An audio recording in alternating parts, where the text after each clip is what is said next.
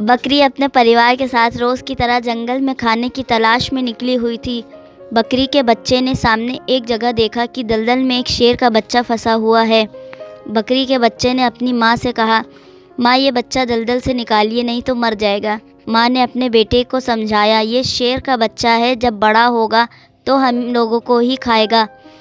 बकरी का बच्चा अपनी माँ से ज़िद करने लगा और बोला, जब बड़ा होगा तब देखा जाएगा, अभी तो इसे बचाना है। बकरी अपने परिवार से बोली, आओ हम सब मिलकर इसे बचाते हैं। फिर बकरी उसे दलदल से निकाल कर अपने घर लाई। उसे नहलाया, एक बड़े से प्याले में दूध रखा, उसने दूध पिया और उसे खूब खिलाया। शेर का बच्चा और बकरी का बच्चा फिर कुछ देर साथ में खेलते रहे।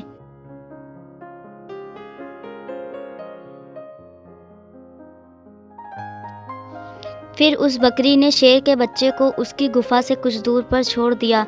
ये सारा किस्सा एक जगह से एक लोमड़ी छुपकर देख रही थी। फिर कुछ दिनों बाद वही बकरी का परिवार अपने खाने की तलाश में इधर उधर भटक रहा था। तभी उधर एक तरफ एक शेर का परिवार भी अपने खाने की तलाश में इधर उधर टहल रहा था। इतने में एक शेर बोला, वो रहा हमारा शिकार, आज हम सब कई दिनों बाद पेट भरकर खाएंगे। उधर बकरियों का पूरा झुंड है और फिर सारे शेर बकरियों की तरफ लपके। बकरियों ने शेरों को देखा तो समझ गए आज हम सब मारे जाएंगे। शेर बहुत पास आ चुके थे, भागने का कोई रास्ता नहीं था।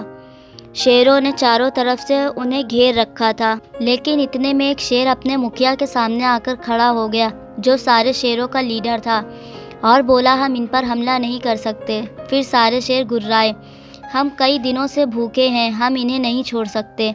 ये सब बकरी का परिवार भी डरा सहमा देख रहा था, लेकिन वो शेर सामने खड़ा होकर सबसे बोला, ये वही बकरी का परिवार है जिसने बचपन में हमें दलदल से निकाल कर हमारी गुफा तक पहुंचाया था। ये सुनते ही सारे शेरों ने बकरी के परिवार के सामने अपना सर झुका लिया और उस नौजवान शेर से एक बूढ़ा शेर जो उनका लीडर था बोला, जाओ इन्हें इनके घर तक सुरक्षित पहुंचा कर आओ, हम एहसान फरामोशी नहीं कर सकते, पेट कहीं और से भर लेंगे। और उस बूढ़े शेर ने कहा, ये परिवार आज से हमारी जिम्मेदारी है, क्योंकि एहसान का बदला हर कीमत पर चुकाया जाता है।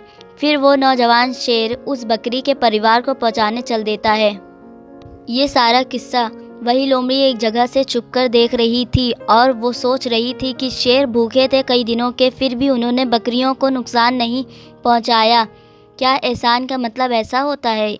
और यही सोचते हुए ही वो वहाँ से चली। तो देख लिया, जल्दी से वीडियो लाइक भी कर दो। वीडियो लाइक करोगे तभी तो इसके आगे का पार्ट आएगा।